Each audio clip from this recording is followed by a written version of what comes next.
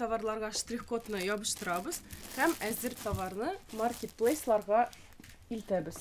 Казанның мөселман киемнәре тегү цехы бу. Күлмәк яулыкларны хәзер интернет аша күпләп саталар. Пандемия чорында дүрт кибетләрен ябарга туры килә. Һәм шул чакта хезмәткәрләре эшсез калмасын өчен маркетплейс аша сатарга өйрәнәләр. Әгәр дә сез тырышсагыз инде, үзегезнең көчләрен салсагыз инде, әлбәттә инде сезгә кире кайта ул.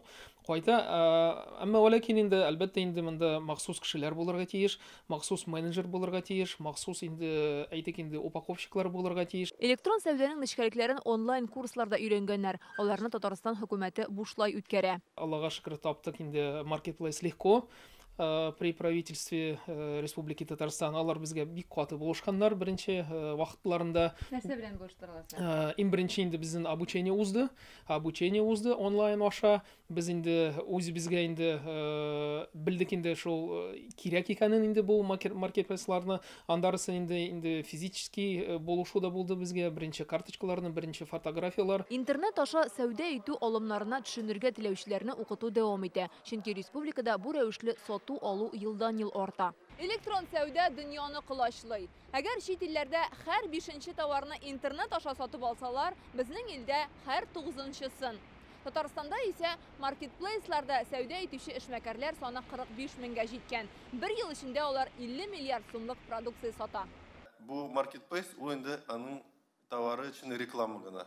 Чөнки без моны күрәбез, без моны иң беренчедән без моны табабыз, анарысын сайлыйбыз, анарысын шул эшмәкәр үзенең складыннан сезгә, мәсәлән, Фәрүзәгә студиягызга китереп китә.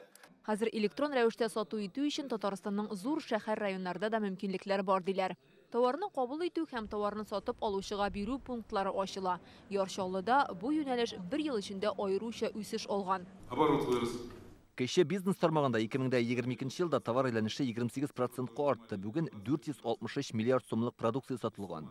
Узган елда бу сан 362 миллиард сум булган. В 2021 году эта сумма была 362 миллиарда. Татарстанда интернет сәүдә программасы гамәлдә кала. Маркетплейста теркәлүчеләр өчен ташламалар, кредитлар, микрозаймнар, дәүләт ярдәме каралган.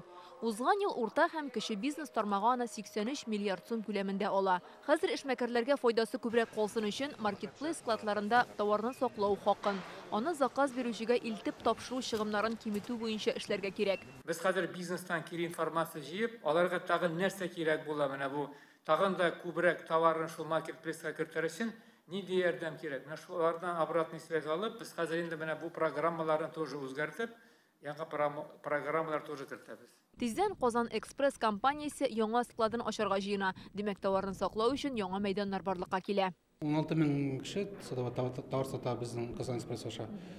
Бер айга где-то уртача 3 миллиард сум хәзер без сатабыз товар, кешеләрнең товары. Аларның яртысы Татарстаннан, примерно ярты сатучылар безнең Татарстаннан.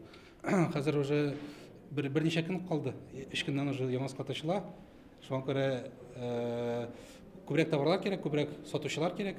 Быелның апрелендә сынау рәвешендә тагын бер бонд склад ачылачак. Ул чит илләр белән эшләү өчен уңайлы, чөнки эшмәкәрләр анда үз товарларын НДС, акциз, пошлина, таможня чыгымнарсыз саклый алачак. Фәрүзә Мәҗитова, Гадел Миндубаев, Яңа Гасыр каналы.